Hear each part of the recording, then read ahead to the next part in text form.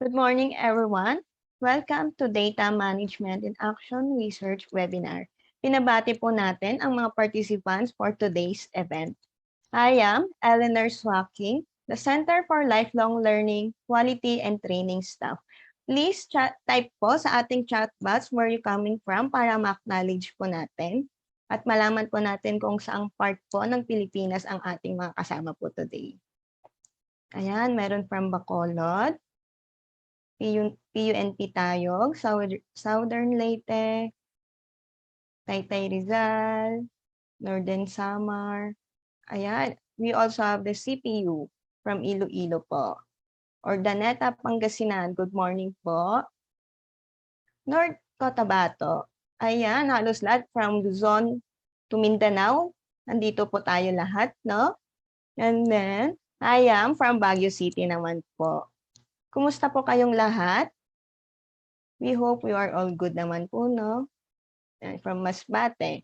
Ayan. Once again, good morning and welcome to our Action Research webinar. We also have students from different universities. We have from Central Philippine University in Iloilo City and Pan Pacific University in Ordaneta, Pangasinan.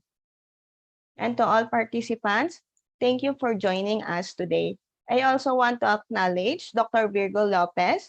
Hello, Dr. Virgo. Good morning po. Good morning. Morning, everyone. Before we start our event for today, I would like to remind you some of our webinar guidelines. Ensure a stable internet connection. Utilize chat box for your comments. Submit your question using the Q&A button at the bottom of the Zoom interface. Questions in the chat box will not be acknowledged, and observe webinar etiquette. All right, let's begin our event with the Cbrc Ecumenical Prayer, followed by our national anthem.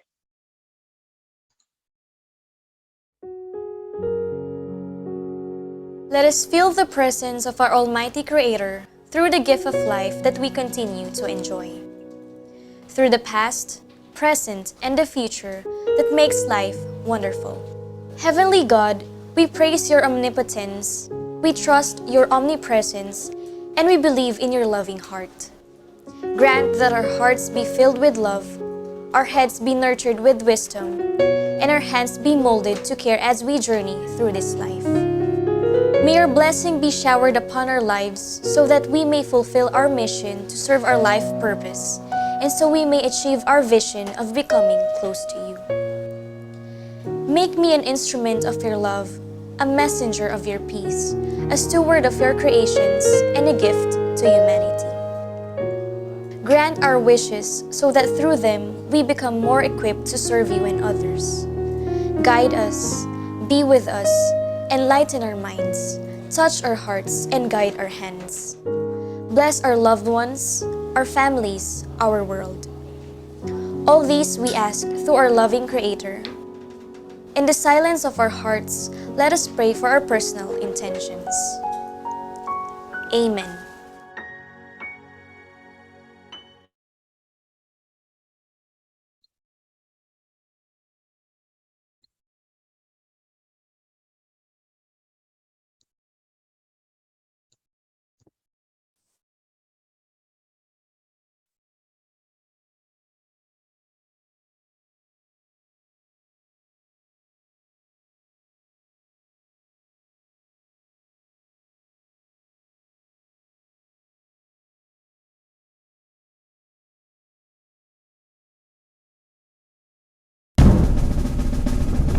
Bayang magiliw, perlas na silanganan, alam ng puso, sa dibdib mo'y buhay. Lupang hinirang, duyan ka ng magiting, sa manlulubig, di ka pasisiin. Sa dagat at bundok, sa simoy at sa langit mo baba, may nilalang tula at awit sa panglay minamahal. Ang isla kang patawat mo'y tagumpay na naglilibig. Ang bituing ng araw niya kailan pa may mag-ibig. Lupa ng araw, garol, kahit magsita, buhay ay langit sa piling ko. Ang ligaya na pag may pag-ahak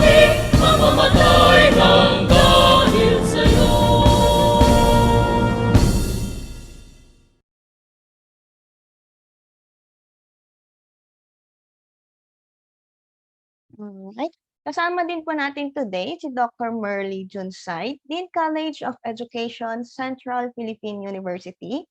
Dr. Maridel Ambos, Coordinator po ng Professional Education Teaching Internship Supervisor. Professor Janet Jaco, Principal ng Elementary Department. Hello po. Morning po sa inyo. And also, we also have the PUNP Tayog Campus. All right, without much ado, may we now introduce the speaker of this event. Our speaker for today, Dr. Wilmar Villanueva, is the current Education Program Supervisor, Mathematics at Department of Education, School Division of Quirino. Likewise, he has various research studies conducted. There are a lot of mention, kaya hindi na po natin siya isa-isahin. He is an author of different research references. Ladies and gentlemen, let's welcome Dr. Wilmar M. Villanueva. Good morning, Dr. Wilmar.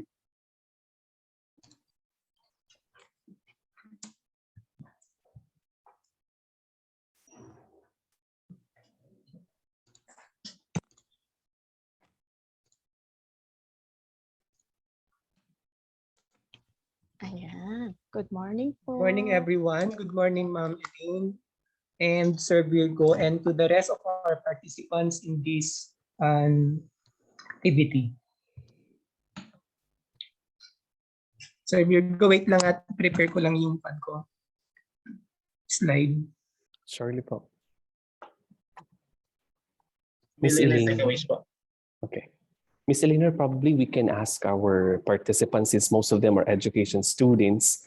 Anyway, we would like to know your expectations for today's session. Anyway, we would like also to greet Miss Abelio from CPU, of course, the one who initiated this event for CPU students and extending it to the rest of our education students all throughout the country, from Pan Pacific University, PUNP Tayug, and other universities attending today. So with a word or two, may we know exactly your expectations, or let's say exactly what you're looking forward for this event today. Tingnan natin yung mga estudyante kung saan manggagaling ang pinaka-active. All right. Because Miss Elaine, di ba nagkaroon tayo ng first session last December for the introduction for the conceptualization phase ng action research. And today, time flies because this time, the CPU students, education students are ready with their data, kaya data management na tayo. So gusto nating malaman kung ano yung gustong malaman ng ating mga estudyante regarding the action research. Okay. Sige, tingnan nga natin kung may mga sumagot na. Ayan. Wala pa sir, nakakahiyaan pa po sila. O ganito na lang. Pag pumapasok ang action research sa ating mga activity, ano ba ang tingin natin sa action research? Ikaw, Miss Elaine, nung estudyante ka ba sa SLU, may action research din kayo? Sa amin, sir, wala po. Kaya hindi Kasi, po namin na-try. Kasi this time, they're required for their field study 1 and 2, especially for its completion for the teaching internship. Ayan. Miss Joanne Abello, may we hear from you first? Ma'am Joanne, good morning. Hello, good morning. I hope I'm coming in clear and loud. Yes po. Yes po. Thank you, Sir Virgo and Miss Elaine, for this opportunity that you have given our students, especially in Central Philippine University and other universities. You are just one text away from our request, and with that, we are so thankful. So just a little background, our students are currently doing and finalizing their action research, which started with their field study 2. And we wanted to have some inputs in the experts in the field. So we wanted to make their experience more meaningful and relevant. That's why we are conducting and requesting Carl Balita to help us process all these data that our students have been gathering in the field, because these are the actual problems that they have seen in the field. And I think with the experience of Dr. Villanueva also in the DepEd, so there is actually a very good link. So our students will really, really appreciate what it means to do action research. Kasi I think one of the skill that our students should need to have is really the action research. Kasi nga, di ba, solution-driven dapat in the field. No? So ako, I really appreciate this context of our students doing action research. Kasi before, di ba, wala siya in the old teacher curriculum. It was plainly other kinds of research. No? Pero ngayon, specific talaga siya with action research. And we're so happy that we are parang bridging that gap between our students na theory pa lang, and then now we will be implementing it in the classroom. So I hope this experience will be appreciated by our students also. So thank you, Sir Virgo, Dr. Villanueva, for saying yes to this. All right. Miss Elena, I think Dr. Villanueva is already ready. Morning, Dr. Villanueva. Good morning once again. Everyone. Once again, let's welcome our speaker for today, Dr. Vilmar M. Villanueva. Okay, thank you very much, Ma'am Elena. Once again, thank you very much, Cbrc and MAESTRA Journal, especially Sir Virgo for having me once again in this webinar. I guess we have a varied audience this morning, students and other participants coming from the different parts of the archipelago. Okay. So I hope na yung sharing ko ngayon ay makakatulong po sa I think yung pag-finalize po natin ng ating proposal kung paano natin gagalawin yung mga data na makakalap natin later. Kasi yun yung pinakapuso ng gagawin nating research. Hindi mabubuo yung research kung hindi natin gagalawin yung data na manggagaling po doon sa ating mga respondents. Okay, so the focus of my discussion this morning is to share with you what are the specific statistical tools to be used, especially when we deal with an action research. And nagpapasalamat kami to the HEIs, mga SUCs po natin, because ngayon nakita nga po namin na sa curriculum po nila, sinali na po nila yung action research sa mga students po natin. Magandang direction po yan kasi when our teachers, future teachers will entering into the Department of Education, hindi na po sila mahihirapan. In our province, specifically Quirino State University, they have already started this one way back 2019. Okay, I have witnessed lots of research coming from our students in Quirino State University, and when these teachers hired as permanent teachers in that ed, hindi na kami nahirapan turuan kung paano gawin yon kasi integrated na doon sa kanilang curriculum. Actually, those neophyte teachers or yung mga teacher 1 na galing po sa institution na yon, sila po ngayon yung mga namamayagpag sa paggawa ng action research sa DepEd. At sila po yung nagsisilbing mentor ng mga matagal na po sa DepEd. So ito yung encouragement natin sa ating mga future teachers, yung mga teachers po natin, yung mga education soon to be graduates.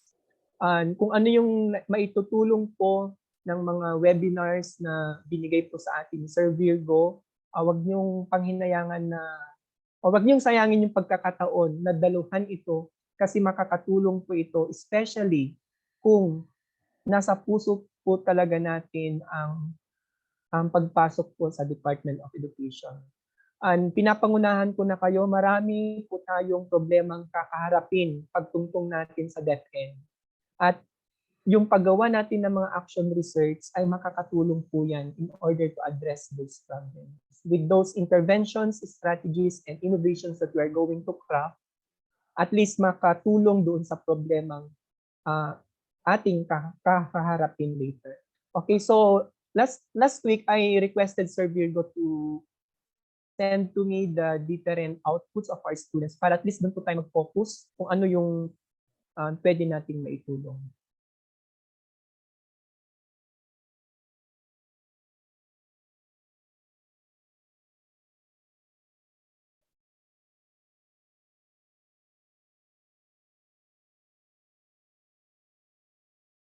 Okay, Sir Virgo, nakikita na ba?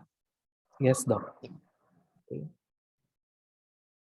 Before I will start my discussion, okay, I have here a simple puzzle. Puzzle muna tayo para magising po yung ating kaisipan. Okay. So in the picture is a cube. Okay. And Sir Virgo, pakitignan po natin doon sa ating chat box later kung sino yung unang sasagot at bigyan po natin siya ng GCash. Opo, sige. 100 pesos. A large cube is formed using smaller cubes as shown below. In the figure, how many cubes cannot be seen?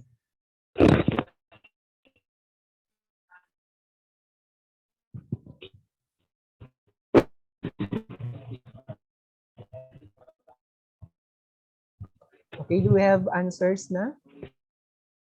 Okay, meron na tayo. May nagsabing 27, may nagsabing 18, parang wala pa akong nakikitang tama. May 3 po. Cannot identify. 5, 13, 9. Wala pa.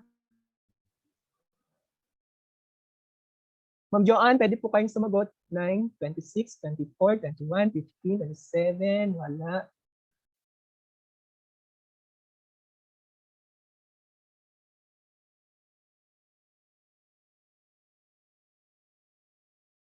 Wala pang nakakuha. 45.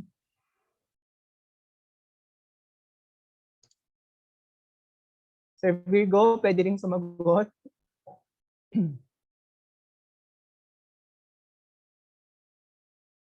Okay, meron na po tayong tamang sagot. Wait lang.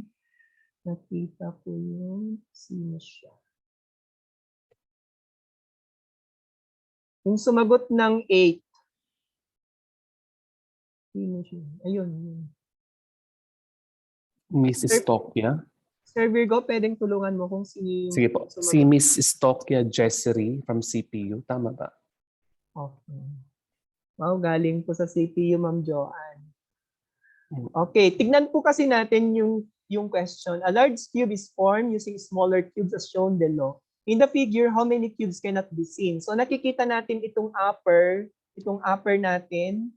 So 1, 2, 3, 1, 2, 3, 4, 5, 6, 7, 8, 9 yung nakikita natin. Then itong sa baba, 1, 2, 3, 4, 5, 6, 7, 8, 9, 10, 11, 12. Itong part na to, ito yung cube na hindi natin makikita dun sa baba niya. Ilan yon? Ilang patong yon? 2 patong na taga-apat. So there will be 8 cubes yung hindi po natin nakikita. Okay, Ma'am Sir Virgo, pakisabi na i-send sa atin yung kanya number. Okay. So let us proceed na. Nung tinignan ko yung mga binigay po nating manuscript, I am looking for the methodology of research to be used in the research at saka yung mga statistical tools to be used. Wala akong nakita talaga. Kaya naisip ko, yun pala talaga yung purpose ko kung bakit ako in-invite in this webinar. That is to help our learners, our students, in order to decide what particular or specific statistical tools or methods of research are they going to use. And one thing more is, doon sa pag-craft po natin ng intervention and innovation or strategy, meron lang siguro akong konting i-advise kung paano natin siya i-craft yun. Kasi yung iba medyo napakasimple lang siya. Kung sa DepEd kasi hanapan yung kung paano mo siya gagawin, kung paano gagawin yung intervention. Pag sinabi natin siyang game-based approach, paano yung gagawin mo dun sa game-based approach? Ano yung mga steps to be done by the learners or the respondents? Okay, so we will discuss that one by one. Okay, so first methods of research I'm going to share with you is the descriptive qualitative or ethnography or case study. And kadalasan sa action research, hindi naman natin ito gaanong ginagamit. Konti lang sa mga teachers natin ang gumagamit ito. More ang ginagamit doon sa action research sa ating mga teachers sa DepEd is more on quantitative. Meron man lang siyang qualitative part, pero ginagamit lang yon during the validation of the result or the experiences of our learners, wherein nagkakaroon ng interview, focus group discussion with the respondents, at doon nila hinahagap kung ano yung mga experience ng ating mga respondents doon sa intervention na gagawin po natin. Ngayon, hindi naman natin makwa-quantify kung ano yung sagot ng bata. Kasi base doon sa kanilang experience, base doon sa nagbabase tayo doon sa mga bibitawan nilang salita, kaya classify natin siya as a qualitative. Ngayon, dito sa case study, this is a detailed description of a specific situation using interviews, observation, and document review. Example, meron tayong papasadahan mamaya doon sa ginawang research study po ng ating mga estudyante. Sa tingin ko, magpo-fall yun sa qualitative kasi hindi siya mag-pre-test, hindi siya mag-post test. Okay. The researcher will describe things as they are. Then how do people implement this program? What are the challenges do people face? And what are the people's perception about the intervention? Then, did the program cause any changes in participants' outcome? Okay, so that is for descriptive qualitative. Next, for the second one, ito yung sinasabi ko sa inyo kanina lang, yung descriptive quantitative, wherein most of our entries doon sa binigay sa ating Sir Virgo, magpo-fall siya dito. So descriptive quantitative, wherein maglalaro po tayo dito ng mga data. Numerical description like frequency and average or mean. The researcher measures things as they are. How many people are participating in this program? What are the characteristics of people in the program? Sasabihin mo later kung bakit sila yung kinuha mong participants or respondents of your study. Ano yung naging basihan mo or ano yung naging motivation mo to select those as your respondents. Then you are going to describe also how well the these participants in this program do. Did the program cause any changes in participants' outcomes? And why did the program work this way? So these are the guide question for us. If we can answer these things in our study, then we can definitely use the descriptive quantitative. Okay, next.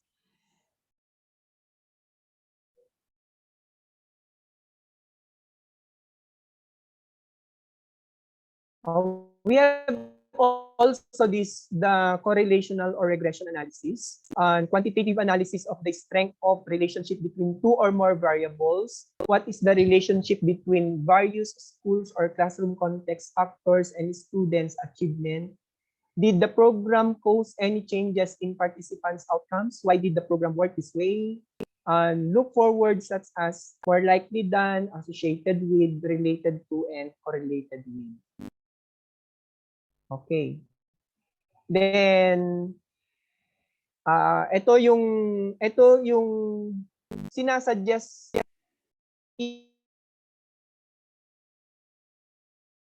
sa amin dumadaan noon yung mga research proposals na binibigay po ng ating mga teachers from the field. And mas ina-advise namin na gagamit po sila ng experimental research design. Kasi mas parang yung degree of acceptance doon sa result ng study mas mataas. Kasi ito yung gagamit ka ng random assignment to assign participants to an experimental or treatment group and a control or comparison group. Meaning, ito yung intervention mo, there will be one group who will receive that intervention and the other will not. Ibig sabihin, you will do the same or the traditional way of teaching the lesson, while the other group of participants or respondents will be the beneficiary of your intervention. Okay, ang isipin lang po natin dito when we do this one, the experimental group, make sure that your participants have the same characteristics. Example, kung yung focus mo, example yung nakita natin kanina is grade 8 learners yung focus mo, dapat grade 8 learners both experimental and treatment group. Hindi yung mag-experimental ka sa grade 9 then magko-control ka dun sa grade 8, no? Because pag ganun yung gawin po natin, hindi na natin sinunod yung isang condition na both groups should have same characteristics. Okay. Did the program cause any significant difference in participants' outcome as compared to the control group? How are people implementing the program? Look for phrases, causes, and leads to, and look for results that are both statistically significant and meaningful. Okay. Then we have the last, yung meta-analysis, synthesis of result from multiple studies to determine the average impact of similar intervention across the studies. Example, si Ma'am Joanne. Ma'am Joanne, anong position po natin sa CPU? I'm the program coordinator for SNED. Okay. Example, si Ma'am Joanne ang Dean ng Education. Sample lang ngayon, ang gusto niyang i-gather yung experiences ng mga students about their capability in crafting action research. Ngayon, gawa muna siya ng research study niya along mathematics.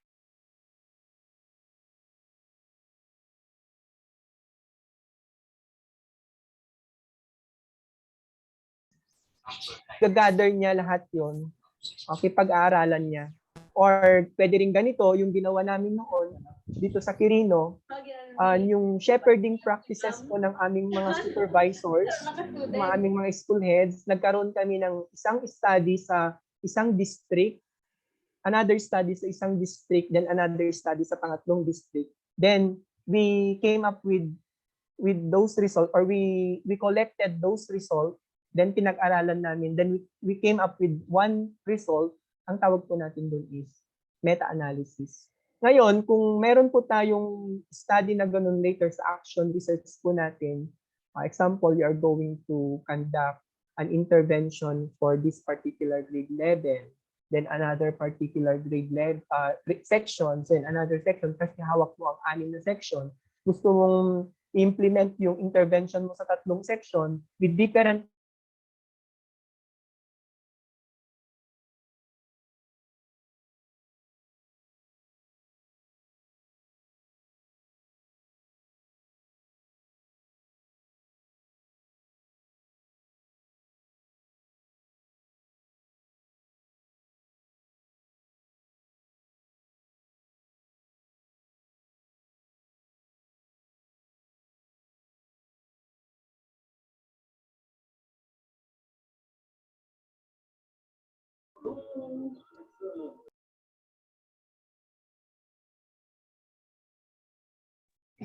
Dr. Vilma, pwede po tayong ano na lang po, off-cam para yung sa bandwidth po ng internet natin. Hindi po mag-agawan.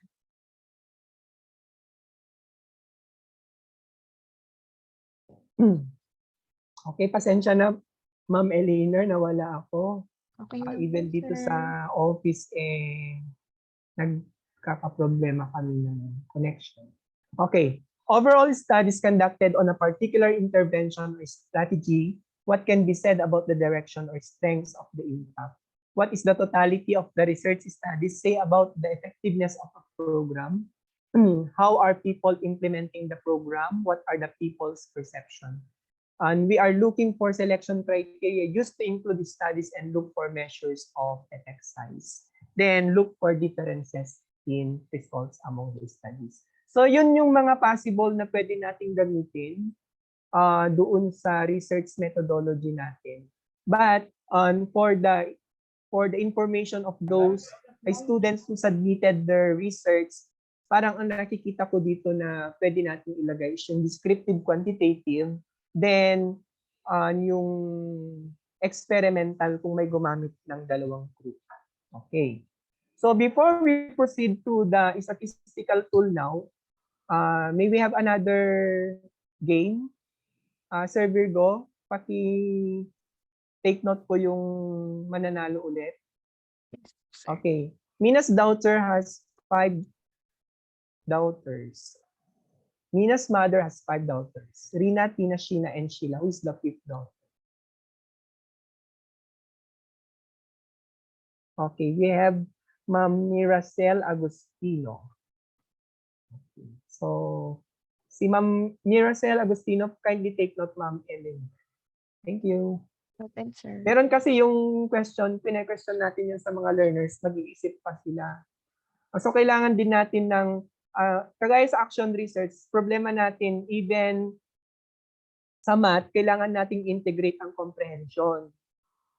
Kasi, hindi masosolve ni bata yung isang problem kung hindi rin niya maiintindihan yung yan, ina-advance ko na kayo sa mga, especially sa mga mathematics major, kung kailangan nating mag-integrate ng mga interventions that will combine with literacy and numeracy later on, so gawin po natin. Kasi baka sasakit din yung ulo mo kung naggawa ka ng intervention at yung pinofocus mo lang is numeracy, tapos mababa yung result, hindi mo inalam yung problema. Ang problema pala doon, hindi nila alam magbasa, hindi nila alam mag-comprehend. So, yun din yung isang pwede nating bigyan ng intervention later. Okay. Marami na kaming mga research ko dito sa Quirino na when I go to the field, sinasabihan ko sila na what are your problems? So sasabihin nila. Then tinutulungan ko na sila kung paano i-conceptualize yung parang hitting two birds with one stone. Isang action research pero tinutuhog na niya yung numeracy and literacy. So meron kaming mga sample. Okay. So we proceed now. Doon sa sample po natin, example dito sa ating, punta muna tayo sa isang sample na binigay nyo. This one, game-based learning, improving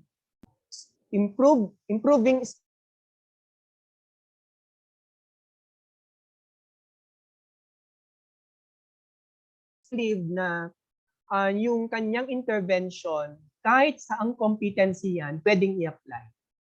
Okay. Pwede rin tayong gumawa ng action research natin that could address a particular competency. Balik po tayo dito sa second problem or second research item. Movement diary ay strategy in improving grade 11 students' fundamental skills in badminton. Fundamental skills in badminton is just one competency sa PE. Dito sa una kanina, general yung kanyang ginawa. Pwede rin yan, provided yung game-based learning, kahit anong competency yan, pwede mong i-apply. Yun din yung sinasuggest ko sa aming mga teachers dito. Kasi alam naman natin na marami tayong ginagawa. Pag nag-conceptualize kasi ang mga teachers namin, ito din ay isasuggest ko din sa mga future teachers ko natin. Later, kapag mag-proposal kayo ng inyong mga research, dapat iplano nyo. Kasi baka ipapapresent sa inyo doon sa SDRC ang tawag namin dito sa DepEd, Schools Division Research Committee. Tapos na yung competency, pre-present mo pa ng proposal, paano kung mayroong mga correction? So, I suggest na ina-appreciate ko yung mga ganito, itong number 1, yung game-based learning. Kasi kahit saang competency yan, mapa first quarter man, kahit kahit first quarter mong sinadmit yung proposal mo, tapos mag second quarter na doon mo palang i-implement or doon palang in-approve ni SDRC yung inyong research, pwede. Kasi yung game-based learning na intervention mo, papasok lahat sa competency. Ito naman ang problema dito sa second, sa DepEd, kasi marami tayong ginagawa, parang sinisingit lang ng mga nagsasign yung approval. Example, first quarter ang fundamental skills in badminton. Tapos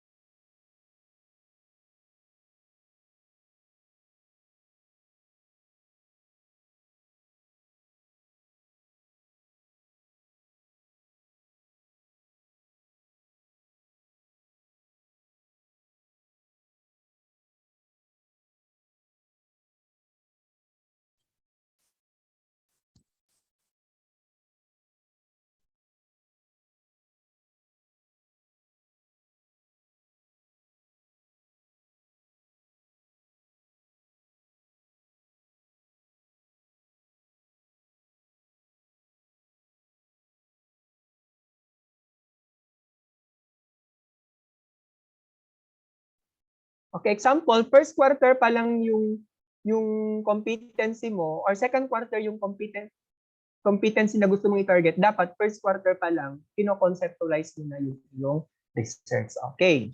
So itong dalawa ang kinuha kong sample po natin. So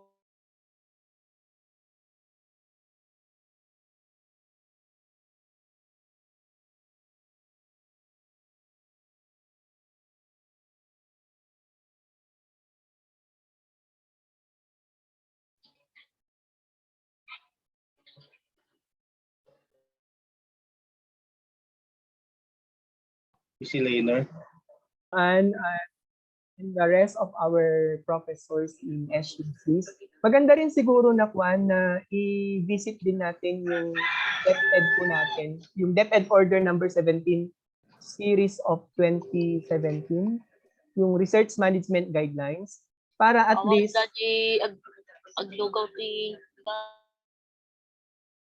later po hindi na po mahihirapan yung ating mga teachers. Kung sa bagay, dito sa ginawa po nila, nakita ko na-appreciate ko yung output na ng ating mga students. Kasi napakaganda po yung kanilang mga ginawa. Okay. So, we will now proceed to the different statistical tools to be used. Okay. Meron akong i-represent na dalawang scenario. Example, nagkaroon ka ng intervention doon sa learners mo. Isang grupo lang siya ha, isang grupo lang. Ibig sabihin, one group lang tayo. Kasi kadalasan ang nangyayari dito is ginagawa ito ng mga elementary schools na meron lang isang section na kokonti ang kanyang estudyante. Meron lang siyang 15, 16 to 20, ganun lang yung estudyante niya. So, hindi namin sila mapipilit na magkakaroon sila ng experimental. Ngayon, yung mga central school, yung mga high school po namin, doon namin ina-advise yung mga researchers po namin that they will utilize the experimental or yung dalawang grupo yung kanilang papag-aralan. Okay. So, mag-concentrate po tayo dito sa 4-1 group. Okay. Sa DepEd, dito sa DepEd kasi, for the information of everyone, meron na kaming templated na research question na sinusundan na ng aming mga teachers para hindi na rin sila mahirapan. Okay, so nakita ko kanina sa ginawa po natin, example ito. Ito kasi itong number 1 po natin. Gusto niyang malaman yung effect ng game-based learning if it will improve students' class performance in science. So identify the pre-test score of the students before the implementation of the game-based strategy. The second one is identify the post-test scores of the students after the implementation of game-based learning strategy. Okay. Sa amin, pinag-isa na namin yon. Pinag-isa na namin yun na question. Ang tanong namin dyan is, what is the performance of the grade 8 students in science before and after the implementation of game-based activity? Okay, so yun na yung question namin. Ang sasagot dyan na research tool ay mean and standard deviation. Tapos sometimes nilalagyan namin ng qualitative description. Example, yung ipapapretest mo ay 30, so magkakaroon ka ng range, example 1 to 5, poor, 6 to 10, 6 to 10, 1 to 5, very poor, 6 to 10, poor, 11 to 15, ganon. Average, 16 to 20, nearing to mastery, then 17 to 20, something ganon. So lagyan mo ng qualitative description yung score ng ating mga estudyante. So that is mean and standard deviation. Okay. Sa next question, balik ulit tayo doon sa kwan. Tama din naman itong ginawa ni learner or ni students natin, student researcher natin. Identify if there is a significant direction between the pre-test and post-test scores of the students. So yan yung objective niya. Ngayon, kung i-turn out po natin yan into a research question, ganito ngayon yung kanyang kalalabasan. Is there a significant difference of the performance of grade 8 learners in their performance in science before and after the implementation of game-based approach? So ang gagamitin po natin na research tool po natin dyan is paired t-test. Okay. Then we proceed to the next. Ito yung sabi ko kay Sir Virgo the other week, nung last na nag-message kami. Pero na kung i-introduce kasi doon sa research objective po natin, nakita ko na maganda sigurong tignan natin yung effect ng intervention doon sa performance sa ating estudyante. Para magkaroon po tayo ng pangatlong question. So ito yung eta squared. This is a descriptive measure of the strength of association between independent and dependent variables in the sample. A benefit of the eta squared statistic is that it permits researchers to descriptively understand how the variables in the sample are behaving. Okay. So ito yung question po natin. What is the effect size of the intervention? Or what is the effect size of the game-based learning in the performance of grade 8 students in science? So ang gagamitin po natin na tool dyan is eta square. Dito sa eta square kasi, ang lalabas na result po natin dito is between 0 to 1. Kung 1 siya, perfect na siya. Sobrang mataas yung effect size niya. And pwede nating i-describe yung effect size ng intervention dun sa performance as small, moderate, and large. Ngayon, ito yung makakatulong later sa inyo doon sa pag-determine natin ng effect size. Kung naging small siya, bakit? Magre-reflect ka. Magkakandak ka ng focus group discussion. Ano kaya yung mali doon sa nagawa or meron bang pwede pang i-enhance doon sa ating ginawang intervention? Kaya pwede rin nating ipasok ngayon ang how is the experience of the respondents of game-based learnings. Ito naman, what are the challenges met by the researchers? So pwede kang, dito sa number 4, pwede kang mag-interview, pero example, 16 yung respondents mo or 20 yung respondents mo, hindi mo na kailangang interviewin lahat. Pwedeng you just select from your respondents, then magkaroon kayo ng focus group discussion. Then yung what are the challenges met by the researchers, sa DepEd kasi meron kaming tinatawag dun sa last part niya, yung reflection. Doon na ilalabas ni teacher kung ano yung reflection niya about how he or she conducted the intervention to the learners, ano yung naging challenges niya. Okay, so doon niya ilalagay. Kaya meron po kami 5 question. Okay. For 2 groups, ito yung sinasabi ko, yung kung may experimental ka at saka experimental and control. So, ang first question natin is, what is the performance of control and experimental group? Experimental group before and after the implementation of intervention. Example, what is the performance of control and experimental group of grade 8 in science before and after the implementation of the game-based approach? So, ang gagamitin mo dito is mean and SD. Okay. Then, yung next question mo dito ngayon, kaya siguro Sir Virgo, kung after this one, pwede pa nilang i-revise yung kanilang gagawin and they can decide whether they will have the one group or two groups later. Okay. Next question is there a significant difference of the performance of the control and experimental group before and after the implementation of the intervention? Ngayon, kanina doon sa ginawa po natin, since one group siya, so gagamitin niya yung paired test.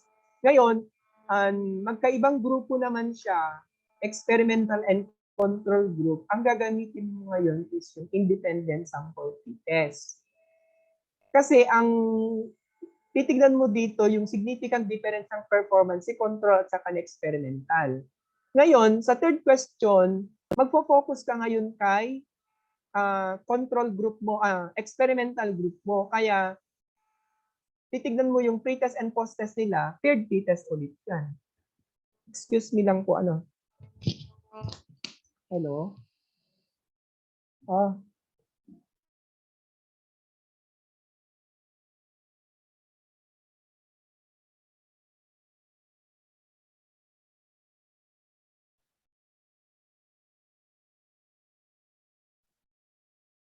Miss Joanne, just an input somehow from your end. So more likely the action research of our students from CPU are all, I mean, mostly quantitative po, right, Miss Joanne?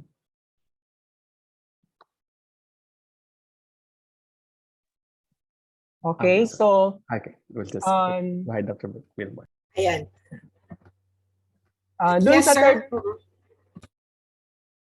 third question po natin, titignan na magfo-focus na tayo doon sa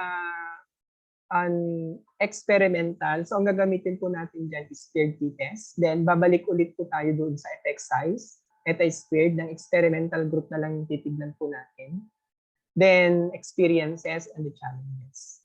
So yun yung mga sample po natin na mga research tool para doon sa gagawin po natin study. So siguro dito sa ginawa ng ating mga students, Sir Virgo, tama po yung mga ginawa po nila. They identified the pre-test and post-test. But I suggest na we will just combine this one to make it one question para isang table na lang siya. Then the significant difference of our pre-test and post-test for the second table. Then idagdag lang siguro yung effect size ng intervention dun sa performance ng ating mga learners para dun sa ating third table.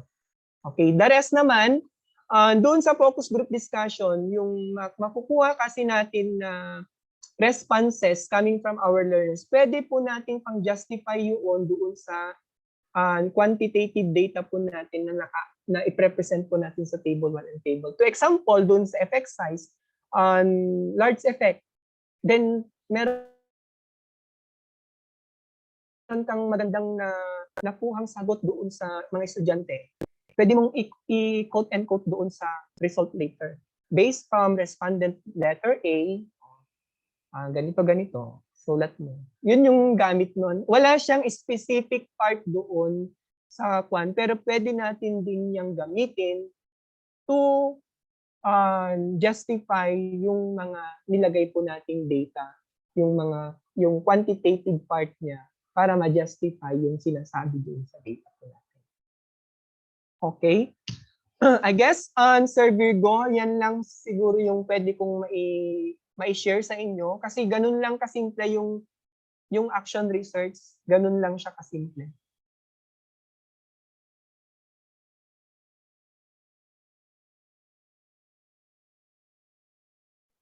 Okay, Dr. Villanueva, probably we can proceed with the Q&A po if we can actually entertain some questions from our students?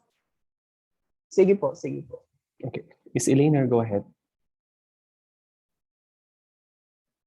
And sa mga participants po natin, feel free to ask questions po.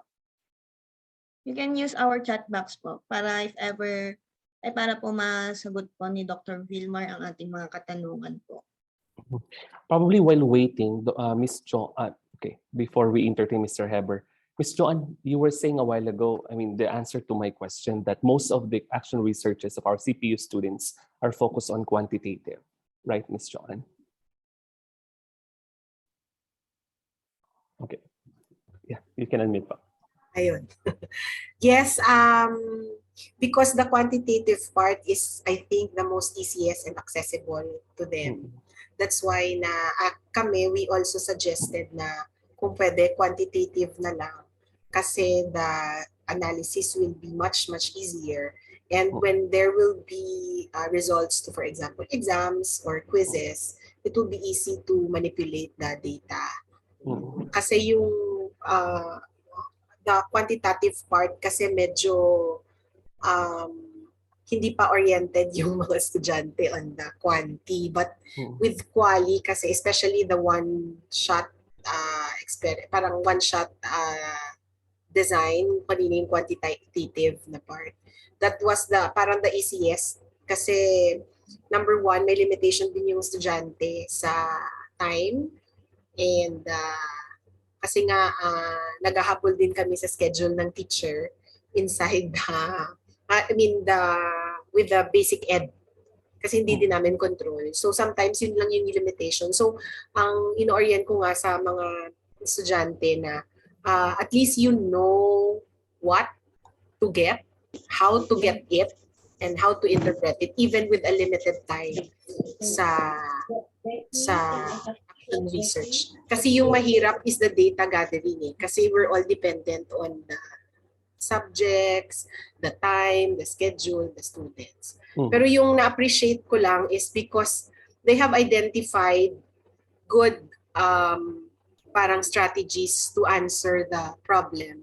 Yung challenge lang namin is really the data gathering and how to interpret. Kaya mas nag-suggest kami na mag-quantitative lang kasi if they have the data, mas maganda na siyang gamitan ng statistical analysis para makita nila.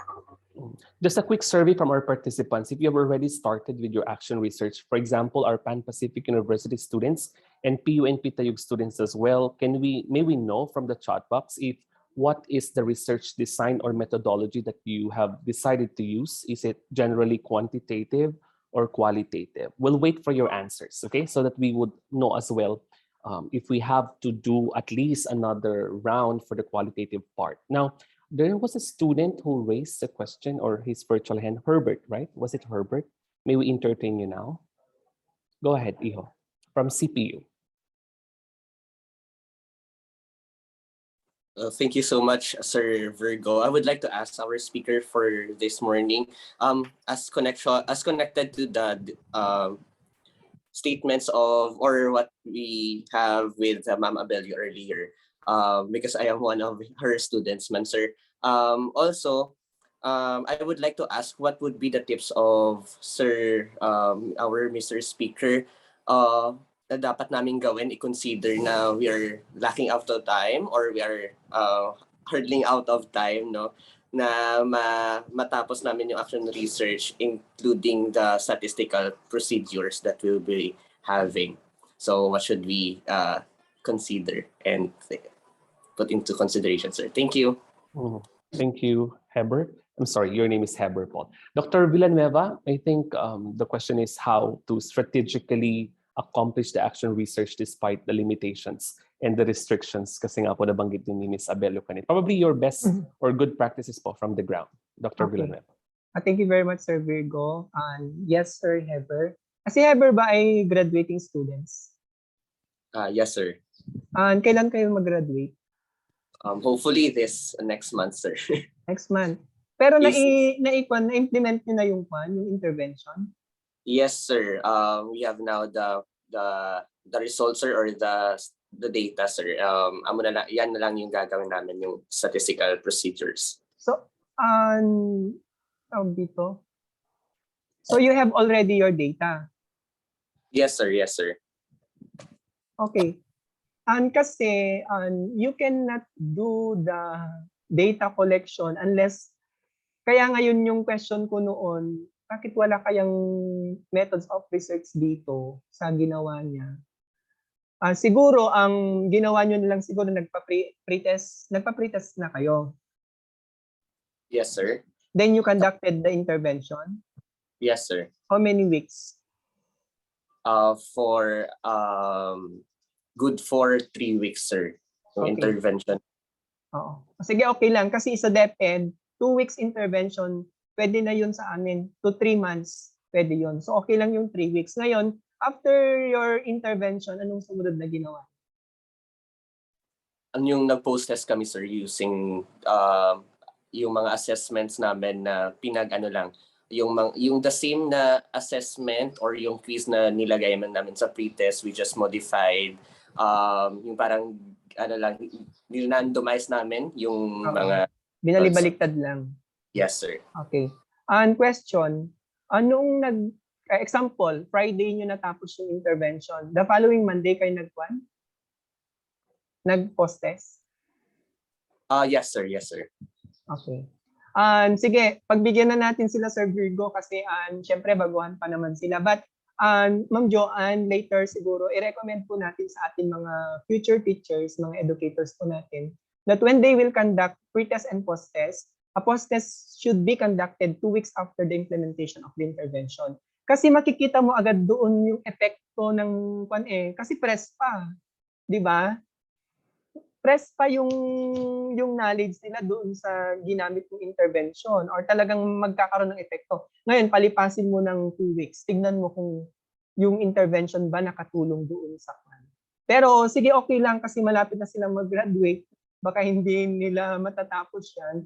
So I guess, Sir Heber, ang gagamitin na lang po natin dito is kwan. Ayun, yung ano ba, isang grupo lang ba yan or dalawang grupo?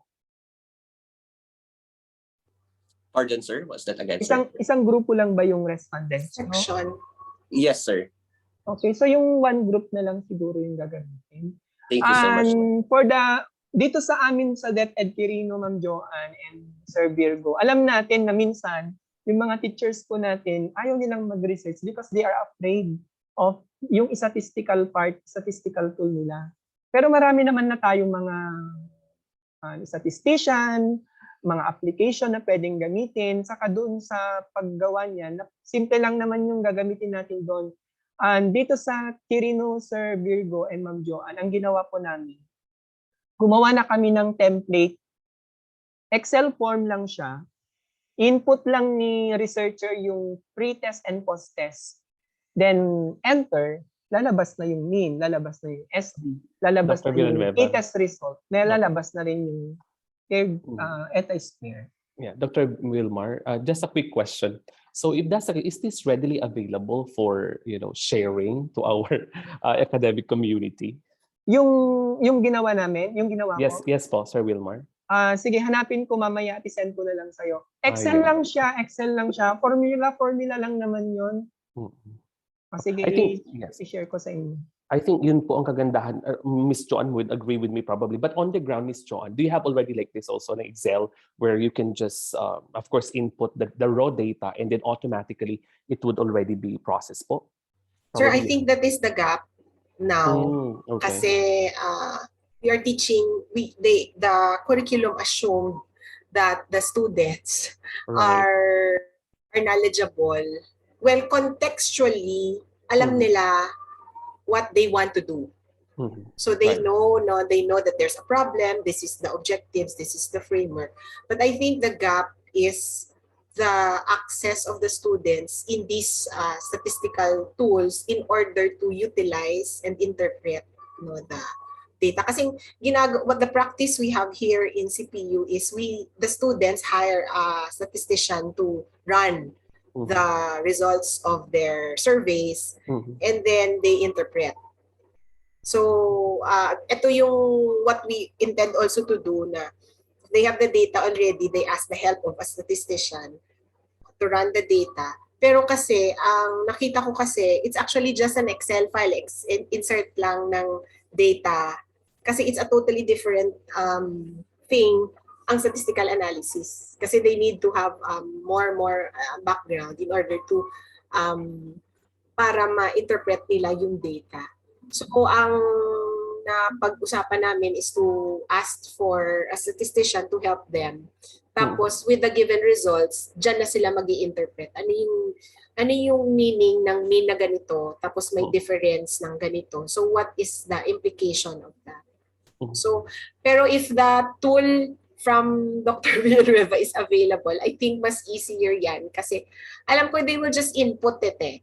Ilan yung scores ng 25 students sa pre-test, tapos post-test, tapos di ba may i-click ka lang dyan to see the difference, tapos kung positive or negative, ito yung interpretation niya. So I think yun yung gap na gustong ma-answer ng mga estudyante kasi technically they have the kumbaga alam nila yung problema, may ginawa silang solusyon. So yung testing of that answer to the problem, yun yung medyo may gap. Right. Interpretation. Okay, gusto ko rin pong before Dr. Villanueva would really proceed is the idea that really doon po kasi sa education, right, our research is only taken for a term or for a semester. Unlike for other courses, meron silang Research 1 and Research 2. Heavily, yung Research 1 talaga is the conceptualization phase. And we're in another term or another semester is allotted purely for the statistics or yung management of data nga. Pero sa atin po kasi, talagang isa lang. So na-compress po lahat yan. So of course, we cannot expect our students to really integrate or apply yung statistical tool or rather even the nitty-gritty of it. Siguro po doon sa central tendency or yung mean median mode, this will just be easy. But when it comes to really parametric computations such as yung sinasabi kanina ni Dr. Villanueva, that I must agree na talagang maganda yung eta square, is siguro maganda na meron siguro isang session. And Ms. Joanne, I think siguro kung mas marami tayong oras, hindi lang din maganda na puro statistician din, no? Though sa Pan Pacific University din, we have in-house statistician to process as well. But at the end of the day, maganda rin na malaman ng estudyante kung paano yung mga shortcut at syempre po yung efficiency kasi kadalasan, aminin po natin na yung estudyante yung nag-organize ng data, then in a click, right, the statistician could already process it. So why not teach our students to do the same? May comment si Heber na yung SPSS naman talaga yung ginagamit. But I think yung Excel are mas contextualized yung kay Dr. Villanueva. And so we would like to hear from Dr. Villanueva if he could also show us how it works para nang sa ganon later on if he finally gives us the file, then we could also do it on our own. Dr. Villanueva. Okay. Thank you very much, Sir Virgo. I agree with Sir Mark. We have the SPSS really na pwedeng yun ang gamitin natin. Pero in action research kasi, mga simpleng kwan lang naman yung gagamitin natin dito. Mean, SD, t-test. Yun lang naman yung pwede nating gamitin or yun lang talaga yung aalamin natin dun sa study. Kasi kung hindi mo rin kasi gamitin yung SPSS, mahihirapan ka din. Tama din yung sinabi mo, Sir Virgo, yung ginawa po namin is na-contextualize na.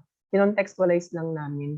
At alam nyo, nakatulong ito sa amin. Pwede rin yung sigurong i-adapt sa inyong respective institution para hindi matatakot yung ating mga students to do research na mabilis lang naman pala kung meron tayong gagamitin na meron na tayong gagamitin na strategy para ma-compute natin. Alam nyo, when I introduced this one to our teachers, nag-boom talaga yung number of researchers po namin. Kasi yun yung kinakatakutan nila. Hindi namin alam hindi namin alam mag-analyze, hindi namin alam galawin yung pan namin.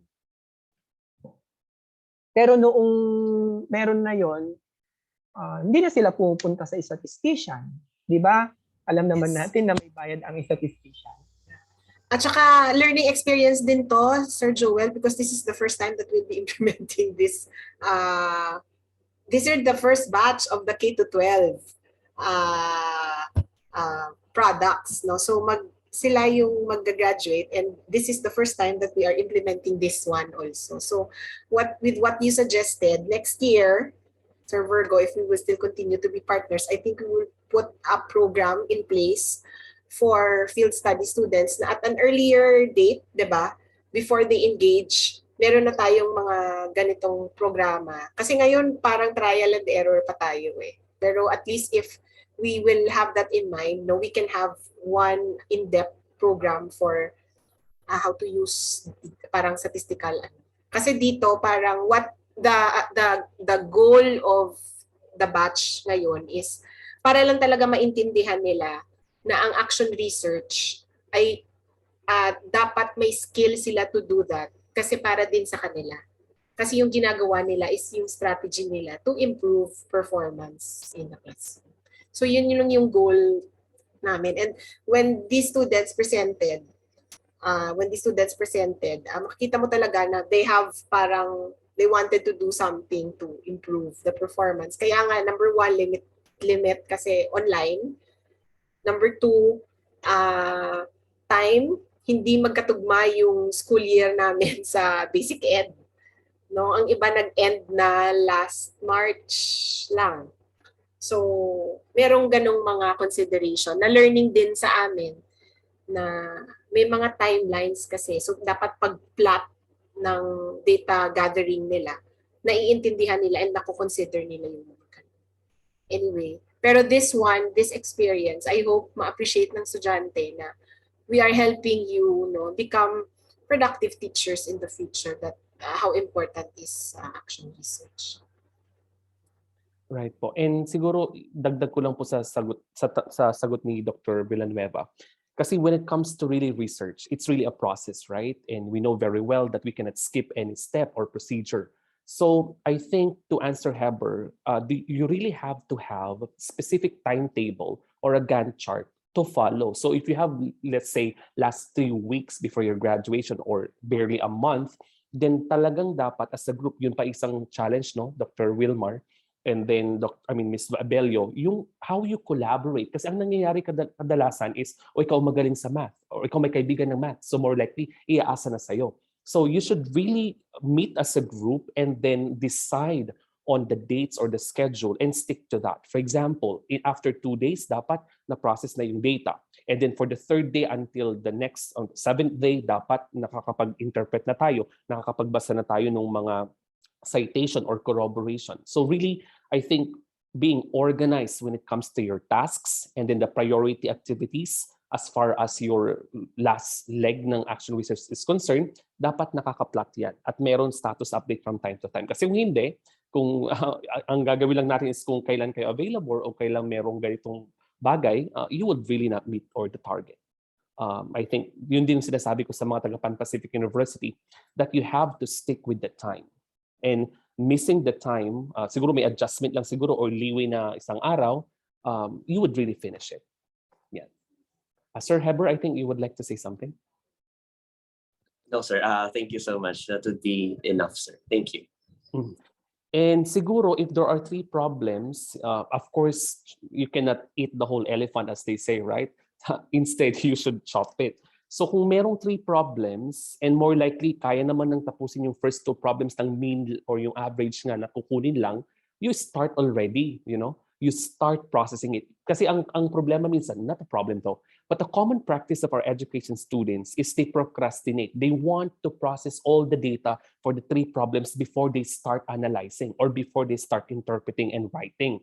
But what I was saying usually is that if you're done with the first problem, then start. Delegate it already para masulat na, para ma-interpret na. Hindi yung tatapusin pa lahat yung 3 problems or let's say may 4 kayong research problems, yung kailangan munang ma-compute lahat before kayo minsan magsusulat. That would really consume a lot of time. Instead, as soon as you are done with the first problem, then interpret, write it already, assign to the group, so that at the end, kung ano na lang po yung hinihintay, yun na lang yung gagawin. I think yun yung mga personal strategy and practice that our students, since you're limited to, you're not into independent study, you're not into purposive learning, kasi requirement lamang ito, I think that's also a mindset. You have to think that this is not just for you to finish it, but at the end of the day, matatapos at may resulta. Miss John, what do you have to say about that? Oo. At saka yung ano lang, even though, for example, hindi mapaprocess, no? Kasi nga limited time. Ang gusto ko lang kasing makuha sa kanila is, alam nila yung intervention na gagawin nila. And then, mapoproject nila kung ano yung I mean, the entire process. I mean, kasi I already considered na medyo may limitation in terms of processing and the results, no? Kasi they will still present it to us. Ang gusto lang namin makuha is they know the strategy, they know how to make the tests, the consideration for the test, tapos ano yung intervention. Kaya nga pinapaulit-ulit ko sila na what is the intervention para lang clear na alam nyo.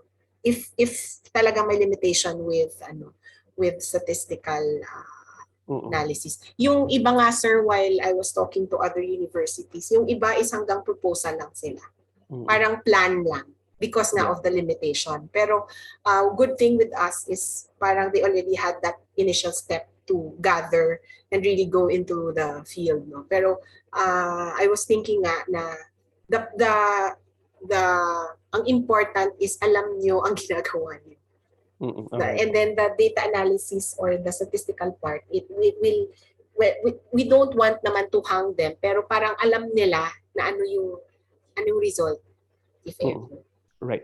May tanong po sa chat box, saan po daw po dina-download? Actually, to be honest, yung crack version lang po kasi yung meron doon sa ating. Exactly. But if you really want to have yung SPS, mahal po kasi din. Medyo may pagkamahalan. Sa in CPU, it's, I think, that students are free to access in our research center. So Okay, for the information of the CPU students, you are paying for that actually in your tuition fee. So please go to the research center, and then you ask for the use of the SPSS. Kasi binabayaran niya yan. It's included in the tuition. Right po. Before we entertain another question po siguro is that yung nakuha ko kay Dr. Villanueva is yung alignment talaga po nung research problems and then the methodology on how to compute for the data until of course doon sa interpretation, discussion. So yun po talaga yung theme I think nung sharing ni Dr. Villanueva, that there should really be consistency and alignment when it comes to the problems mentioned and then the data gathered and then the result of it and then the discussion part. I think yun yung isa. And siguro another one who would like to bravely express his or her concern when it comes to data management. Isa pa po siguro, Dr. John, habang naghihintay tayo and Dr. Villanueva, is yung still on organization. Paano ba kasi mag-filing ang ating mga estudyante? Kasi po ba, di ba, pag grupo talaga yan, mayroong naka-assign lang, ganun, tapos biglang mawawala yung mga na-collectang data or pag nag-crash po yung computer ng isa, wala na, mga ganun. So, of course, we have the Google Share, the Google Drives that are available right now, and the proper filing. Kung halimbawa, na-process na to, you have to rename, ganun. Tapos nasa isang folder, so para sa mas maganda rin o mas madaling mag-call out later on kapag ipaprocess na. Sige po, any other question from our students?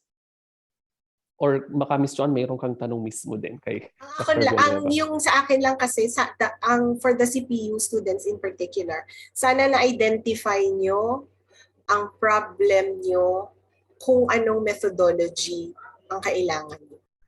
I mean, that's the essence of today's lecture, na is your problem quantitative and numerical in nature ba or qualitative siya? So sana, ang ano ko lang, is sana nakarelate kayo sa examples na binigay kanina ni Dr. Villanueva para ma-align ang paper nyo with a different methodology. Kasi yung wala pa tayo is the methodology. Alam nyo na yung parang specific intervention, pero can you now determine or identify? So that's the question you will have to answer after this seminar. Ma-identify nyo ba kung anong methodology pwede nyong i-align or i-apply sa paper ninyo? or sa topic ninyo based on the presentation earlier. Kasi that will be also my question when you present your paper to me.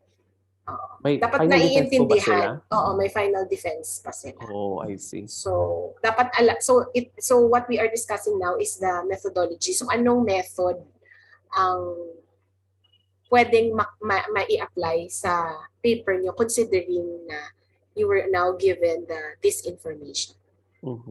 Parang ganun. Opo.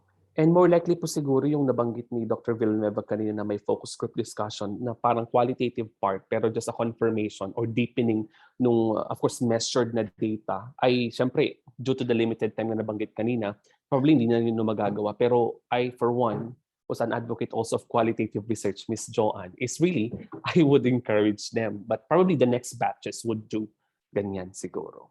So, mas maganda kasi yung quanti then quali mix. Yes. Oo. Kaya lang with limited time and nakafocus kasi yung practice research, yung internship with many things now na overwhelm din, no? So probably by next year we can program how we will incorporate action research with their parang initial parang dadalhin nila yon to do practice teaching. Sila yung mag-a-apply na. Something like that. Right. Something like that. Siguro may tanong po kay Dr. Wilmar. Ako na lang po magtanong din for the students. When it comes to the timeline, Dr. Wilmar, kayo po, I know you're already an expert in action research. Gaano po kabilis o yung efficient way to accomplish one action research po from your level, Dr. Wilmar, in matters of weeks or months po?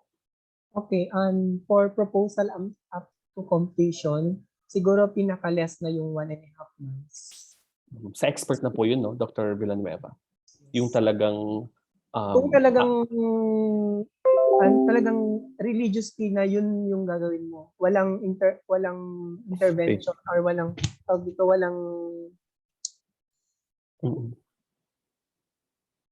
sagabal.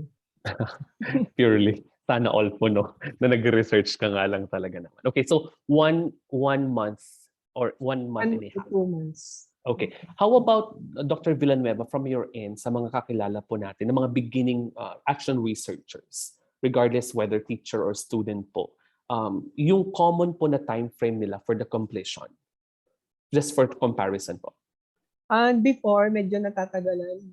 Minsan umaabot ng 2 months, ganun. Kasi they are, yun nga, problema nila doon sa kanilang statistical tool nagagamitin or kung paano nila gagawin yung data. But when we already presented to them the easiest way or yung contextualize namin, yung crafted material na gagamitin, medyo nakita namin na bumilis. At saka, ang isa pa, before, wala kasing reference yung aming mga teachers dito sa DepEd Quirino.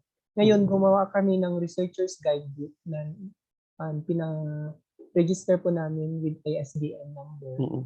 Ayun na yung parang nagsilbing guide na nila. So, nandun na yung mga proseso, hindi na, na-limit na rin namin yung pabalik-balik kasi yun yung naging problema namin. May correction, ibabalik ulit, may correction pa rin. Ngayon, doon sa guidebook namin, nandoon na lahat ng gagawin ng researcher. Okay. So, Sir Villanueva, so pahirit po no ng request kung pwede naman po. Ayan, so una po yung tool for the statistics po. Or baka po meron naman kayong the standard of action research may be done by your faculty or by you alone na kahit nasa PDF po na pwede naming gamitin for us to be able to refer as well na ito yung quality action research for us to aspire also to achieve such. Para may Sir Virgo, may nakikita na sa screen? Yes po. Go ahead po, Dr. Villanueva. Nakikita niya na? Yes po. But Dr. Villanueva, so is it a yes po doon sa sa magandang action research? Doon sa researcher's guidebook. Opo. And then isa po na maganda na action research from your division that could be publicly accessed po? Wait lang po. So unahin po natin yung Excel. So nakikita natin yung Excel. Yes po, Doc. Ganito lang siya kasimple. Pre-test, post-test. Then, i-input lang ni learner, ni researcher yung mga score. Tapos, papasok na dito yung yung mean. Ito na yung table mismo na ikakopy niya doon sa kanyang Word. Yan na mismo yung gagamitin. Yung sinasabi nating qualitative description dito, magpapakita ko ng sample naman. Then lalabas na rin dito yung p-value. Yung eta square, kahit hindi na yan lalabas, simple lang yung formula na ibibigay ko din sa inyo later. Okay, so that is for the Excel. Pwede rin gamitin ito ng ating mga yung mga IT students natin. Kasi formula lang naman yung gagawin nila dyan. Okay. Then proceed tayo dun sa isang sample.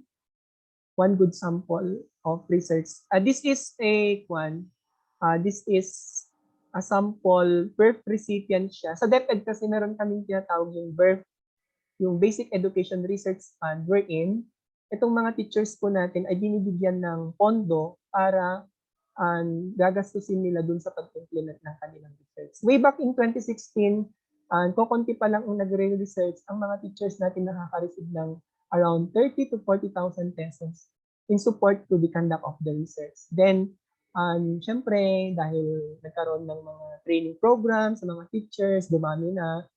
In 2020 or 2019, syempre, kung ano yung bibigay lang sa iyo na pondo, syempre paghahatian na rin ng mga teachers. Kumonti na siya, 3,000, ganun 5,000. Pero at least makatulong yun sa ating mga teachers. Hindi na manggagaling dun sa kanilang bulsa. And one good thing, Sir Virgo, alam mo when I encourage our teachers to do action research, and even our teachers, Ma'am Joanne, especially yung mga English po natin, sikapin po nilang gumawa ng mga research that could address literacy. Kasi meron tayo yung LCC, yung Literacy Coordinating Council. Nagpapasubmit sila ng mga research along literacy. Last year, I submitted completed research in DepEd Quirino, around 27, and 17 were qualified. At alam niyo ba yung 17 na yon nakatanggap ulit sila ng, hindi na nila gagamitin yun as research, parang prize na nila. Kasi nagandan sila sa research. At alam niyo kung magkano? 30,000. Okay, so kotang-kota yung mga teachers namin. Yung iba, sayang, literacy na lang sana ako nag-focus noon, sabi nila. Kaya ngayon, marami nang nagkakandak ng mga LCC. And Sir Virgo, yung isang teacher namin dito noon, yung winner sa MAESTRA journal. Remember si Ma'am Elaine? Yes po. Elaine Gonzalez, Timbawa. Mm-mm. Yun din, magaling din siya. If you have other one later, magaling siya sa quali. You can tap her as your resource speaker para tulungan yung ating mga estudyante. Actually, yung kanilang research teacher siya dati, pero na-promote niya siya sa division office. Siya yung isang potential na researcher ko when I was in the Canadian business. Okay? So yun yung Excel po natin. Proceed po tayo dun sa isang sample. Share ulit ako. Okay. Nakikita na? Yes po. Okay. And this is a completed action research conducted by a grade 4 teacher before in Cabarugui Central School Integrated SPED Center. Pero alam nyo, itong batang ito magaling siya, sobrang galing. Winner siya sa division to regional research conferences at an age of, Ma'am Laling, ilang taon na si Christine? At the age of 24, and she's now handling a school. Nakilala siya. And I encourage our students na kapag papasok kayo sa DepEd, mag-research kayo kasi dyan kayo makikilala. Sabihin ko yan sa inyo. Yan yung advice ko sa inyo. O kagaya nito, si Ma'am Christine Desa. Teacher 3 siya before, ngayon, nag-handle na siya ng isang school. Binigyan siya ng pagkakataon kasi nakita nila yung potential sa kanya. Okay. So, i-run through lang po natin yung parts ng research natin sa DepEd.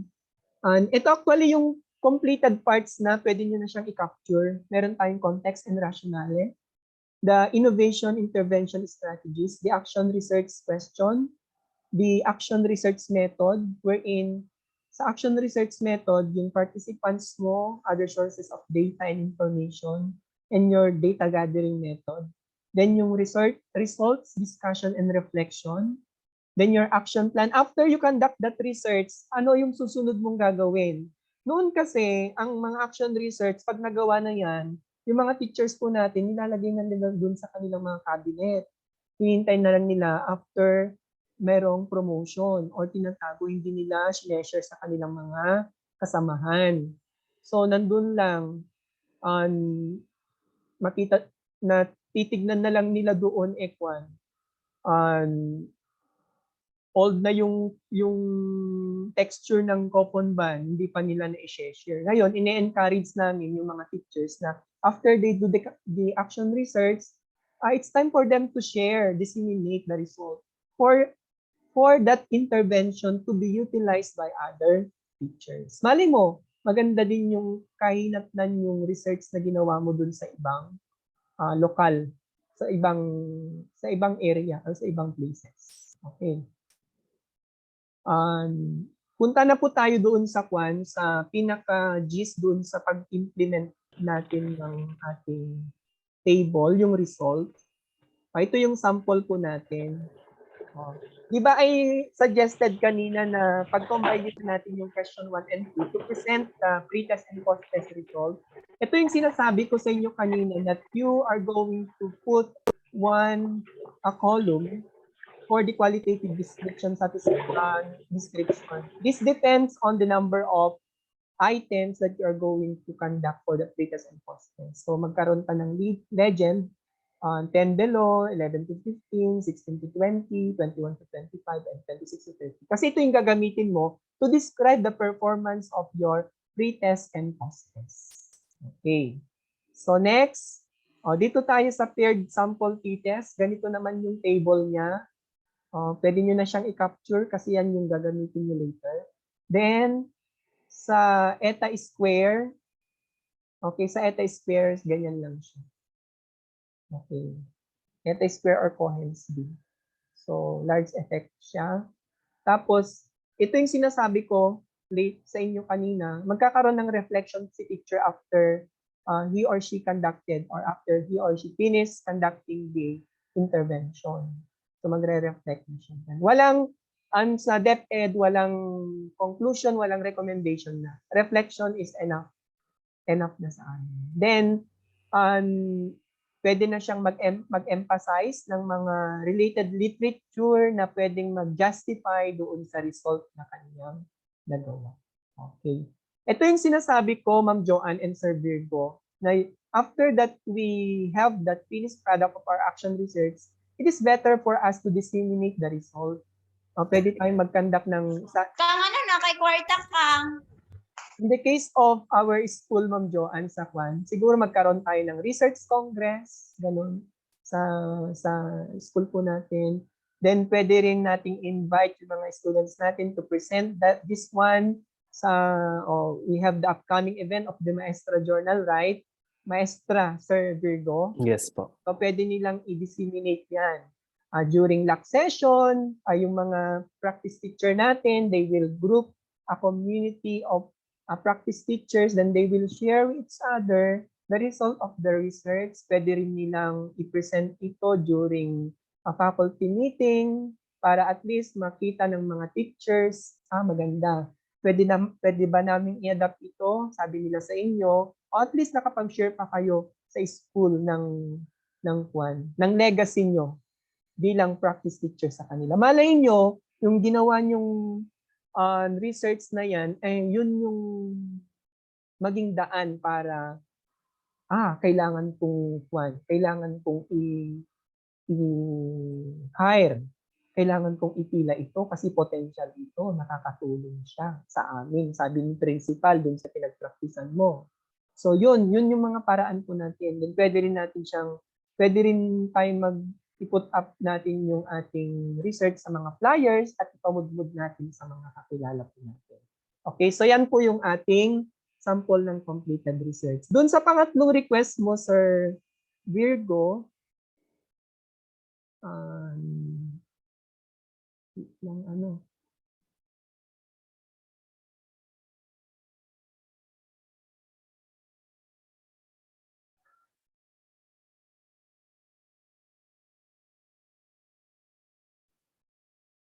Okay, habang naghahanap po si Dr. Villanueva, feel free to still ask questions. Yung tanong ni Mr. Mariano, we will be giving that to Dr. Villanueva in a file, okay, about the number of participants. Nakikita na ba natin? Yes, Dr. Villanueva, go ahead po. So, this is the contextualized researcher's guidebook of S.D. Quirino, published in 2018 with ISBN. My co-author here is my former education program supervisor in the SGOD, Dr. Terry Manuel. So gusto ko lang ipasadahan kung ano yung mga parts. So of course, nandyan yung mga nag-edit at saka yung mga consultants namin. Then legal basis of action research, nilagay po namin lahat dyan. As of the moment, yung DO16 series of 2017 pa lang yung ginagamit namin sa DepEd. So, ito yung, andito na yung mga different parts, kung ano yung gagawin ni researcher. Okay. So, nandyan. Nandyan na rin yung mga magpeperma, ilagay na po namin, duties and responsibilities. O, nandito rin yung mga research team, kung teaching and learning, mag-focus ka lang sa instruction, mag-focus ka sa assessment, gano'n. Sa curriculum, yun yung focus namin sa mga learners. Okay. So, assessment, so nandyan yung mga sample. Okay. Ito, actually, ito yung content ng present ko sa inyo kanina. Nandyan na rin lahat sa researcher's guidebook ko. Then, common inferential statistical tools, nandyan na rin siya. Diniscuss ko na sa inyo kanina yung paired sample t-test and independent t-test. Okay, then nandito yung template of action research para hindi na magtatanong si teacher sa principal niya. Tapos nasaktuhan niya na hindi good mood si principal, baka mapagalitan pa. O di at least kung meron ng ganito, self-learning tool na ito na gagamitin ng teacher. Okay. Okay, so nandiyan, wait lang. Ipakita ko din sa inyo yung kagandahan nito. Dito kasi Sir Virgo, nandito na rin kung paano mo i-conceptualize si title. Paano mo gagawin si context and rationale? Paano mo gagawin si research question? Meron, actually dito sa research question, nandyan na yung sample na ginawa namin. Palit-palitan lang ni teacher. Paano mo gagawin si proposed intervention? Okay. Paano gagawin si action research method? O nandyan. Kailangan mong i-detalye kung ilan yung respondents mo, ilan yung number, ano yung characteristic, ano yung sampling procedure na ginamit. Dr. Villanueva, Yes. may I insert or inject po yung tanong when it comes to the participants? Mr. Mariano asked po, may required po bang number of participants or students in conducting the actual research? In case po kasi nila, 12 students lang daw po. And if that's the case, anong design ang fitted for that? Okay. Marami na kaming case na ganyan, yung maliit lang talaga yung number of students namin. So, ang tawag namin doon is yung total enumeration or universal technique of selecting the respondents. Hindi naman natin sila mapipilit, right? Pero say for example, there are 40 students, ngayon gusto mo lang siyang i-limit yung number of respondents, i-apply na natin dyan yung different methods of getting samples like random sampling, stratified sampling, something ganun. Pero for the case of yung nag-question, pwede na rin gamitin yung 12. Justifiable naman siya kasi 12 lang naman talaga yung respondents mo. Pero if ever sana, at least 30 sana. 30. And just in case, Dr. Villanueva, kung 12 lang talaga, mas suitable ba yung qualitative in case? Oo, mas suitable yon. Pero we cannot also band the researcher to do the quantity.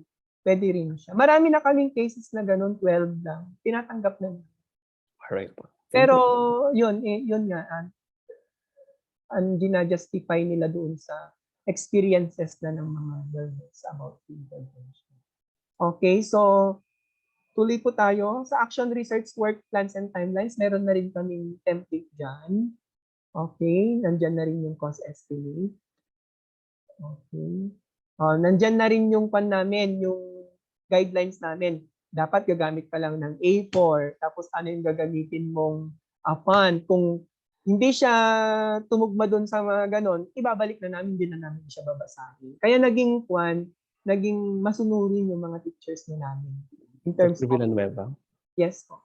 ito po ay call out po doon sa nabanggit niyo po kanina na DepEd Memo 16/2017. Yung pati na po yung template like the font size, font style. Hindi. This is the kinontextualize namin dito sa video. Hindi naman siya required doon sa DO16. And sa DO16 kasi, nilagay lang niya yung mga parts. Ngayon, ang ginawa namin is in-expound namin yung kung paano gagawin si title, ganun, para matulungan. Okay? Alright po. So, aside from action research, meron din kaming applied research. Meron din kaming applied para sa mga students. Nandyan na rin. Meron din siyang mga references na pwedeng guide or basis. Okay, so these are the samples. Okay, tapos yung sample appendices, meron din ganyan yung sample transmittal letter. Papalitan lang yung title, ganyan lang talaga dapat makikita namin. No more, no less. Okay, so first endorsement, second endorsement. Ganyan din yung paggawa ng kanyang front or yung title page. Okay. So yan po yung pan po namin, yung tawag dito, yung researcher's guidebook po natin. All right. Salamat po, Dr. Villanueva. Miss Elainer? Miss Joanne, probably you have a question as well from your end. Yung question ko lang kay Dr. Villanueva, can we buy the handbook, sir, or actually, ma'am, anong tawag dito? Ginamit na rin namin ito as our IGP. Oo, baka kasi pwedeng bumili yung university Pwede, or the college. Pwedeng gamitin din yan ng mga teachers natin when they go now to the DepEd. Yeah, oo. Baka kasi pwede siyang as reference in the university para lang may connect po yung yung student teachers namin with the ground. Sige po. We can buy. The university can buy. Okay. Di ba? Dr. Villanueva. Kami na rin po Oo from naman, Pan Pacific University. we acknowledge na there's a fee to that because that's intellectual property. Right. Dr. Villanueva, so paano daw po to avail? Just in case. The students can also buy directly. Ito na lang siguro, and you can collect those interested to avail. Okay. I-email na lang po ba kayo, Dr. Villanueva? Yes, sir. Yes, sir, Virgo. I-send ko na lang soft copy. Okay. Yeah, pwede. E-book siya. Yeah. And doon po sa Excel, Dr. Villanueva, that would be... Sige, iayos ko pa yung yung Ethisphere. Sige, ibigay ko yon kasi alam kong kailangan na po ng ating mga researchers kasi di ba tapos na silang nagkalap ng kanilang mga data. I think po, Dr. Villanueva, from the part of CPU, they're done. But for the case of two universities, from our end, the Pan Pacific University and PU and Pitayug, if I'm not mistaken, nasa proposal part pa lang po kami. So, yeah. Okay lang po yan. But of course, as early na para ma-explore din po nila. Okay. Okay po. May tanong si Miss Joyce. Pwede po through CBRC na lang din kayo mag-avail just in case. Dr. Villanueva, I think CBRC and you will just collaborate as well. And I think may invitation din po sa inyo, ang aming President and CEO, for you to be able to write research materials for our educators someday. Okay, thank you very much, sir. All right. On behalf of Dr. Balita po, we really would like to reinforce research culture in our schools, especially sa DepEd and CHED po, para nang sa ganun lahat po tayo mag-guide ng evidence-based decisions and actions. Okay. So kung wala na pong tanong, I think any final words, Dr. Villanueva? Wait lang at sagutin ko lang yung nag-message. Sige po. And, All right po. Miss Elena, I think we pass the virtual floor to you. Thank you. Thank you, Dr. Virgo, Ma'am Joanne, and Dr. Villanueva. And before we proceed to our post-event evaluation, sige, later na lang po pag meron na po si Dr. Vilmar for our photo op. I'm going to send the link po ng post-event evaluation para po makatulong na rin sa future event if you have any suggestions, comments po. Ayan, andyan po siya. And then, issuance of certificates as part na din po yan ng post-event evaluation. Kindly wait na lang po, siguro mga 2 to 3 days. After 2 to 3 days, I'm going to send your certificate po via email din po. Kung ano po yung email na ginamit ninyo for the registration, doon ko din po isi-send yung certificate po ninyo. And ito po yung email ni Dr. Villanueva. Paki-take note na lang po, our dearest participants, for those mga gustong mag-avail po. Ayan. And, Dr. Villanueva, may I request po for open cam para po sa ating photo op po. Miss Elena, yung nagtatanong ng group or site, we have our existing Facebook group for action research. Kahit na matatapos na po kayo ganyan, idadagdag na lang din natin yung ibang mga estudyante doon para we grow our community of action researchers in the sector. Ayan. Ayan po. Sa mga participants po natin, open cam din po tayo. Sir JR.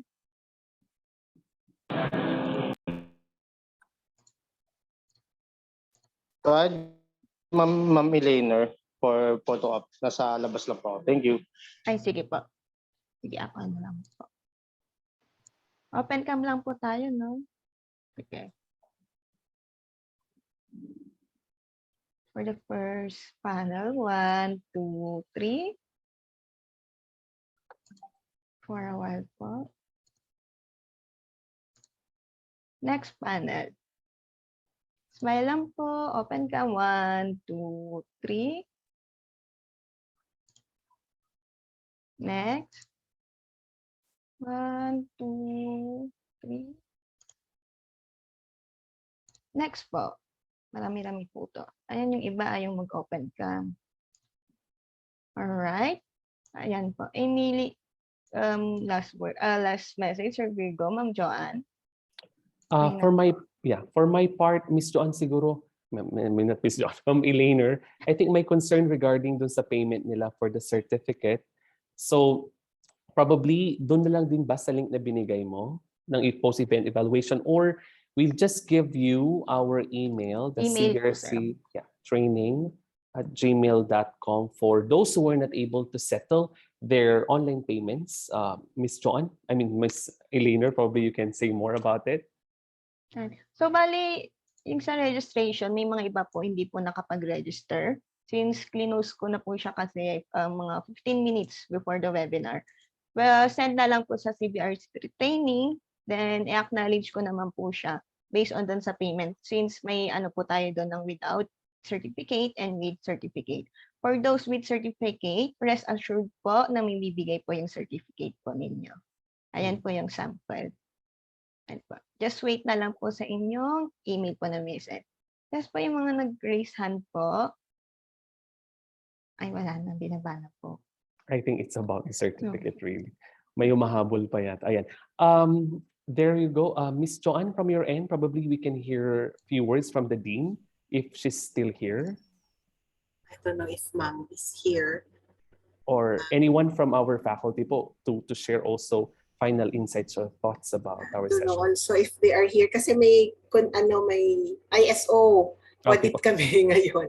Okay, on behalf of the College of Education Dean, Dr. Merly Honsay, and the rest of the teaching internship supervisor, we'd like to thank again Sir Virgo Clemente and Sir Virgo Lopez for always saying yes to our request. We know that the experts on these things may network si Carbalita, and that network is always shared with our student because we are also one in your goal of nation building, because we believe then na with better teachers comes better students. So I hope this is not the last of the collaboration that we have. And for the information lang of the students, no, we are not requiring you to buy the book. It's the university that will buy for you so that we will have more references. Kasi nga, di ba, what you are always telling me is you don't know how to analyze. So the more resources that we have in the university or in the college, the better that we can address research concerns. We also would want our students to be teacher researcher someday, because some really do not appreciate research kasi nga mahirap. Pero yun nga, 'di ba, it's a process. So I hope you will appreciate webinars like this kasi this will give you more inputs and for you to become better teachers. Kasi pag hindi evidence-based ang strategy mo, quality learning of our students will not be achieved. So I think so that's just my message. And to Dr. Villanueva, I know you're not feeling well today, but because of the love of teaching and the love of with DepEd, no? Sir, salamat po. We really appreciate the effort kasi alam ko very, very busy din po kayo. And thank you for always opening your doors to activities like this and for sharing po your knowledge with us. So I hope this is not the last. Thank you again to Carl Balita. All right po. Ms. Elena, probably we can also hear from Dr. Villanueva. Dr. Wilmar. Okay, thank you very much, Sir Virgo. Yes, Ma'am Joanne, hindi ito yung last. Kasi di ba mamamasyal pa ako dyan sa Iloilo. Yes po, visit CPU po. I remember pala yung isang nagtanong yung in-interview ko kanina, si Heber. Heber? Oo. Parang sila yung mga nag-present noon. Yes. Oo, sir. Maalala ko yung kanya, yung mukha niya. So I am very happy na tinuloy talaga nila yung kanilang research study and they are learning from our engagement sa mga activities. Thank you very much po sa ating mga audience, sa ating mga students. Ito ulit yung challenge ko sa inyo. Ito yung i-encourage ko sa inyo, i-advance. Mahalin nyo lang yung ginagawa nyo. In the end, yung minahal yung trabaho, siya rin yung magdadala kung saan nyo gusto later. Okay, Sir Virgo, thank you very much once again for the opportunity of meeting this set of intellectual people. Kagabi nga, nag-message si Sir Virgo kung pwede bang I said to him na medyo masama pakiramdam ko and he insisted to postpone it on other day, but I guess sabi ko sa kanya hindi na kasi kailangan na natin tapusin, baka kailangan na ng mga estudyante po natin yung technical assistance na ibibigay natin. And kung mga action research lang, gustong-gusto ko talaga yan, Sir Virgo. Kahit i-offer ko pa yung sarili ko sa any group para matulungan natin sila. Sana all po action research na minamahal ni Dr. Villanueva na. Wala na kasi ibang mahalin kaya action research na lang. All right. Thank you very much. And regards to Sir Carl. Can we give a virtual clap to Dr. Villanueva? And also on behalf po of Dr. Carl Balita, Review Center himself, our President and CEO, the entire Center for Lifelong Learning. Of course, thank you so much, Ma'am Elaine, Ma'am Joanne. Thank you for trusting us. To our students coming from CPU and from Pan Pacific University, from PUNP Tayug for the short notice, but you're here. Salamat po. Salamat kay Dr. Kiming, your dean, and to all the other schools that I might not be mentioning specifically. Thank you so much. At the end of the day, marami pong gampanin at marami pa rin pong problema na kailangan nating ayusin. Simulan po natin sa ating mga eskwelahan, sa ating mga classroom, at sa ating sariling kakayahan bilang mga guro. So on that note, we are inviting you to attend a research congress. Ma'am Elaine, when will it be? By June? Is that? Okay, and then we are already preparing for our promised action research colloquium after the research congress, probably sometime August or September, where you are all invited to attend for this first pioneering action research colloquium for the education students. On that note, maraming salamat po. Ma'am Elainer. Right. Ayun po, nasabi na po lahat ni Dr. Virgo ang mga dapat sabihin po. So, ayun po, maraming salamat po sa lahat.